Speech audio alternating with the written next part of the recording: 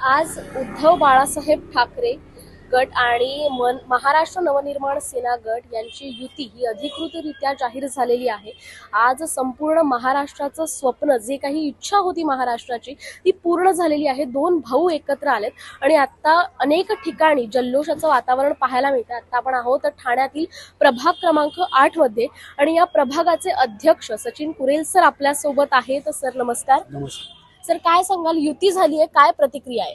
युती झाली तर सर्वांच्या मध्ये आनंदाचं वातावरण सर्व कार्यकर्त्यांमध्ये झालेलं आहे। उबाटा चे कार्यकर्ते असू दे का मनसेचे कार्यकर्ते, हे सर्वांना आनंदाचं वातावरण आहे। आणि हे असं झालेलं आहे की एवढे वर्ष 20 वर्ष जे कार्यकर्त्यांची मनातली इच्छा आज पूर्ण झाल्यासारखे वाटत।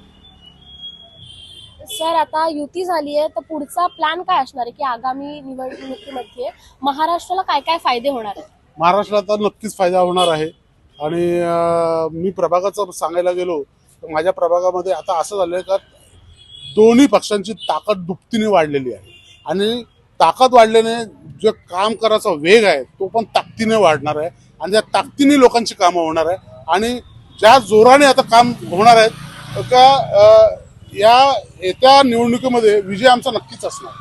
सर या सगळ्या बरोबरच सचिन कुरेल हे नाव सध्या चर्चेचा विषय बनतंय। तुम्ही सुद्धा या निवडणुकीच्या रणधुमाळीत उतरलेले आहात।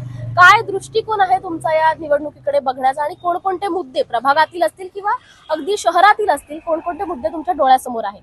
बघा, आमचे जे नेते राजसाहेब ठाकरे आहेत हे एक विजन घेऊन चालणारे व्यक्ती आहेत। तसंच आम्ही त्यांचे कार्यकर्ते आहोत। आमच्यावरती त्यांचं शिक्षण आहे, आमच्याकडे पण आमचं एक विजन आहे, आमच्या प्रभागाचं एक विजन आहे का त्या विजनाच्या हिशोबाने आम्ही कामं करणार आहोत। अशा आता बऱ्याच वर्षापासून हे सत्तेवर जे बसलेले आहेत त्यांनी कामं काय केलेली आहेत, कामं काय केलेले हे दिसतच नाही आहेत ना। तुम्ही बघा, आज आमच्या या विभागामध्ये पोस्ट ऑफिस आहे ची जागा रिझर्वड आहे, पण पोस्ट ऑफिस चालूच केलेलं नाही गेल्या 20 वर्षामध्ये। आरोग्य केंद्र आहे पण तिथं प्रसिद्धीगृह नाही महिलांसाठी, ॲम्ब्युलन्स नाहीये। तुम्ही बघाल तर ड्रेनेज सिस्टमची पण एवढी कोंडी झालेली आहे, शौचालय, अशा बारीक सारीक गोष्टी आहेत ज्या मूल गरजा आहेत लोकांच्या, याच्यावरती आम्ही लक्ष देणार आहे आणि याच्यावरती आम्ही काम करणार आहे। कारण का मी नगरसेवक म्हणून नगरसेवक झालो तर मला नगरसेवक म्हणून काय काम करायचं हे मला माहिती आहे।